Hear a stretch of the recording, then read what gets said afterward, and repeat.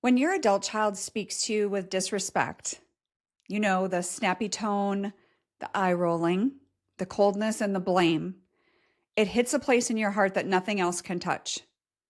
And you start doubting everything about yourself. And you're probably asking yourself, did I cause this? Should I try harder? What do I say? Do I just keep taking it? So many of you are dealing with this right now. And I want you to know the truth. The truth is that respect is the foundation of any healthy relationship, even with your grown kids. Without that, there's no base, no foundation.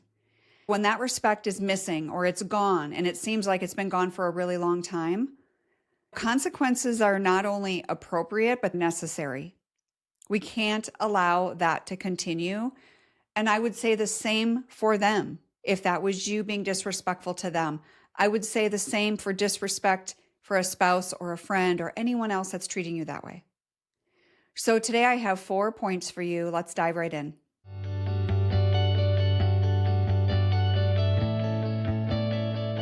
Number 1 is less access, more space.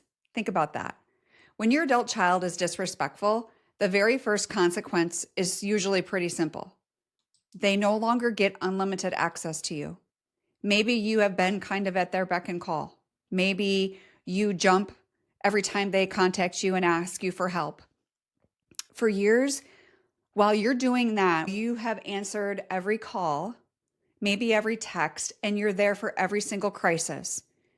You may have been available 24/7 because that's what moms do.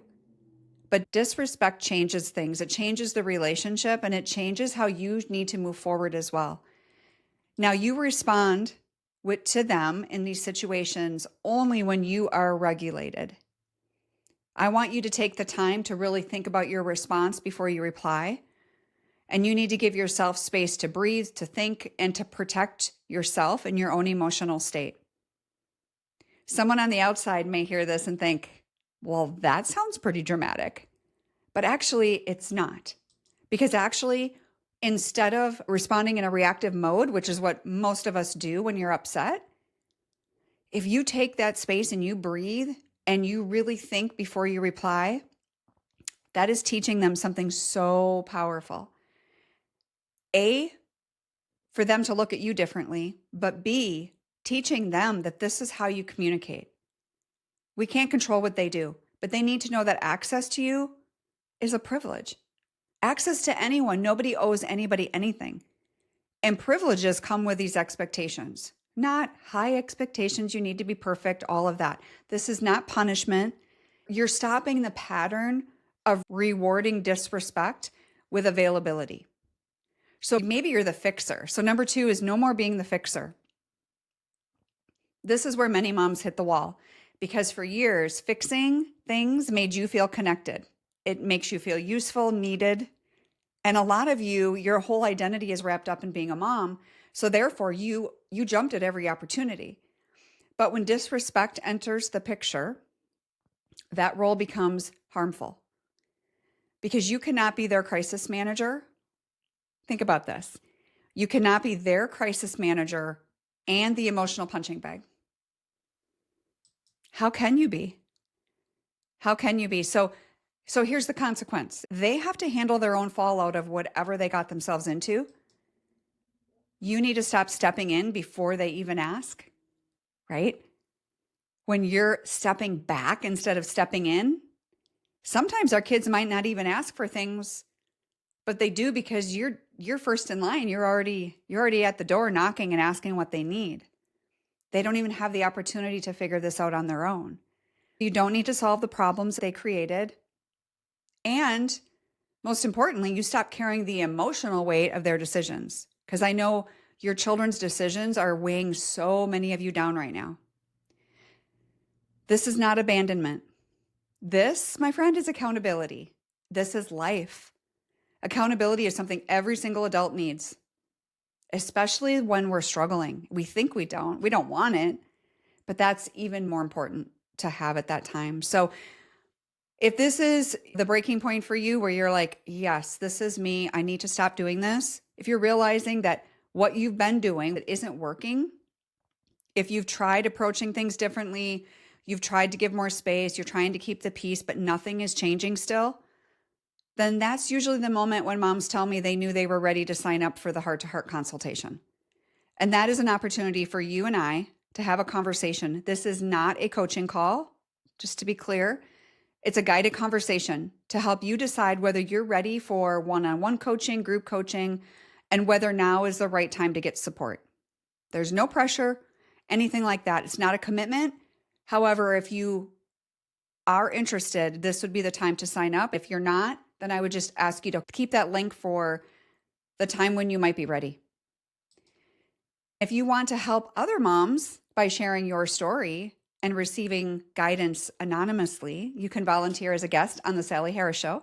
It's voice only, real stories, real healing, and that is going to be on YouTube. So keep that in mind before you send us an email. Your face would not be shown, but your voice will be heard. So whatever feels right for you, you can email us at team@sally-harris.com to volunteer for the show or to book your heart-to-heart consultation. Number 3 is new rules for communication.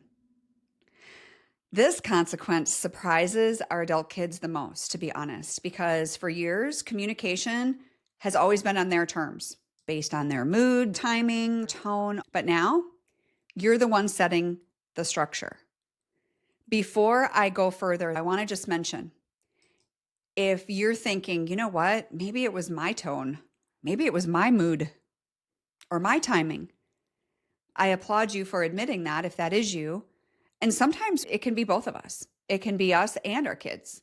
But regardless, I don't want you to blame yourself. I just want you to use this as self-awareness. You know, maybe you no longer answer the phone during moments of tension. You're not replying to texts. Let them come in. Doesn't mean you have to reply right away. Maybe certain topics are off limits until they can be discussed respectfully. Just know you're not shutting down communication. There's a difference. You're trying to shape it into something healthy. So you're actually doing it for the benefit of your relationship. And that's what I want you to remember when it feels off and it feels like, oh my goodness, what am I doing? Right? We're teaching them that if they want access to you, your support, all of that, their tone and yours, their behavior and ours, we have to reflect basic respect. If we don't have basic respect, then what are we doing? That is a completely reasonable expectation. A lot of times people mirror what they see. So maybe they're seeing it from someone else. Maybe it's their dad. Maybe it's a husband or a wife. I don't know. But you don't get to be the emotional punching bag and the fixer. Number 4 is reclaiming your emotional energy. This is not about them. This is about you. And they don't need to understand it. Nobody does really. But when you stop absorbing someone's mood, when you stop letting their comments dictate your entire day, and you stop living on edge, waiting for that call or waiting for the text, you finally get you back. And that is when your peace comes back. That is when your confidence comes back, your clarity. And here's the beautiful part of that is when you emotionally pull back from dysfunction, the whole dynamic changes. And they begin to feel the distance that their behavior created. Now, hopefully there will be some self-reflection there. It may take time, but this is where hopefully their self-reflection is growing. And this is where your strength grows at the same time. And that can be the doorway to change. I hope this video helped you, and I will see you in the next episode. God bless.